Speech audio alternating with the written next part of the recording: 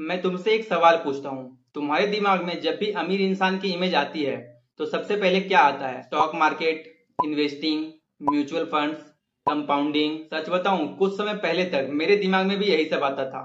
मुझे लगता था कि अमीर लोगों के पास कोई सीक्रेट इन्वेस्टिंग स्ट्रेटेजी होती होगी, कोई हिडन फॉर्मूला, कोई ऐसा स्टॉक जो आम लोगों को नहीं पता।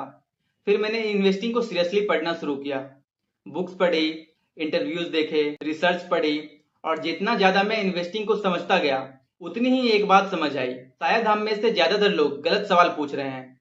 हम पूछते हैं कौन सा स्टॉक खरीदना चाहिए, कौन सा म्यूचुअल फंड बेस्ट है, कौन सी स्ट्रेटेजी सबसे ज्यादा रिटर्न देगी, जबकि असली सवाल ये होना चाहिए आखिर लोग अमीर बनते कैसे हैं। और आज की वीडियो में मैं वही बात करने वाला हूँ। अगर तुम स्टूडेंट हो, जॉब करते हो या अपनी फिनेंशियल जर्नी शुरू कर रहे हो तो ये वीडियो तुम्हारे लिए है, क्योंकि इन्वेस्टिंग के बारे में मैंने जो सबसे इंपॉर्टेंट चीज सीखी है उसने पैसों को देखने का मेरा पूरा नजरिया ही बदल दिया। और हो सकता है वीडियो खत्म होने तक तुम्हारा नजरिया भी बदल जाए। सोशल मीडिया ने इन्वेस्टिंग को एक शॉर्टकट बना दिया है। हर जगह एक ही बात सुनने को मिलती है, म्यूचुअल फंड में इन्वेस्ट करो, एसआईपी शुरू करो, कंपाउंडिंग को समझो, फिनेंशियल फ्रीडम हासिल करो। और टेक्निकली ये बातें गलत भी नहीं है, लेकिन प्रॉब्लम कहीं और है। मान लो दो लोग हैं, पहला इंसान हर महीने 5,000 रुपए इन्वेस्ट करता है और दूसरा इंसान हर महीने 50,000 रुपए इन्वेस्ट करता है। दोनों एक ही म्यूचुअल फंड में पैसा लगा रहे हैं, दोनों को एक जैसा रिटर्न मिल रहा है, लेकिन 20 साल बाद दोनों की फाइनेंशियल सिचुएशन एक जैसी नहीं होगी। और यहीं पर मुझे सबसे बड़ी बात समझ आई, इन्वेस्टिंग से ज्यादा इंपॉर्टेंट है कि तुम इन्वेस्ट कितना कर पा रहे हो, और इन्वेस्ट कितना कर पा रहे हो ये तुम्हारी इनकम पर डिपेंड करती है। ये थोड़ा अनकंफर्टेबल लग सकता है, लेकिन रियलिटी यही है। मैं तुम्हें एक सिंपल एग्जांपल देता हूँ।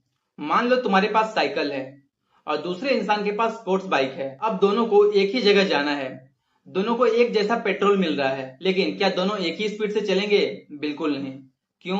क्योंकि इंजन अलग है। और वेल्थ क्रिएशन में इन्वेस्टिंग पेट्रोल की तरह होती है, इंजन नहीं। इंजन है तुम्हारी अर्निंग कैपेसिटी, तुम्हारी स्किल्स, तुम्हारी वैल्यू, तुम्हारी इनकम।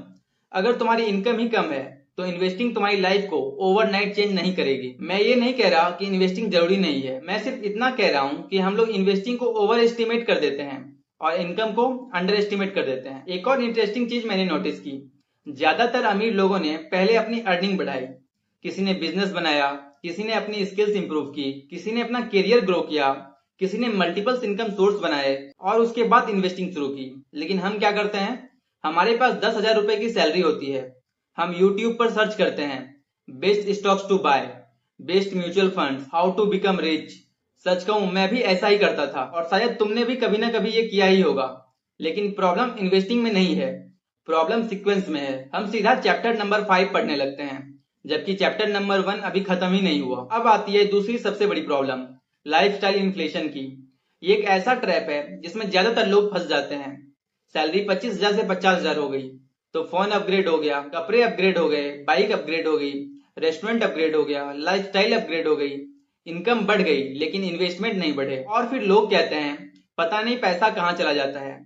पैसा कहीं नहीं जाता, पैसा वहीं जाता है जहां तुम उसे भेजते हो। और अगर तुम हर इनकम इंक्रीज के साथ अपना लाइफस्टाइल बढ़ाते रहोगे तो तुम्हारा बैंक अकाउंट कभी ग्रो ही नहीं करेगा। तो फिर सवाल ये है, आखिर लोग अमीर बनते कैसे हैं?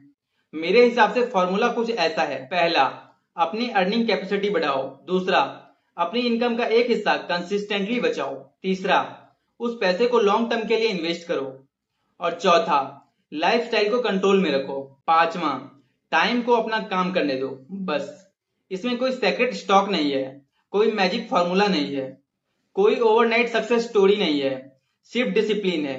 तो अगर तुम इन्वेस्टिंग शुरू करना चाहते हो तो जरूर करो, लेकिन इन्वेस्टिंग को अपनी फाइनेंशियल जर्नी का हीरो मत बनाओ। हीरो तुम्हारी अर्निंग होनी चाहिए, क्योंकि इन्वेस्टिंग पैसा मल्टीप्लाई करती है, लेकिन मल्टीप्लाई करने के लिए पहले पैसा होना भी जरूरी है। और इन्वेस्टिंग पढ़ने के बाद मैंने जो सबसे इंपॉर्टेंट चीज सीखी है वो ये है, अमीर लोग सिर्फ इन्वेस्ट नहीं करते, वो पहले अपनी वैल्यू बढ़ाते हैं। और शायद यही वो लेसन है जो स्कूल हमें कभी नहीं सिखाता।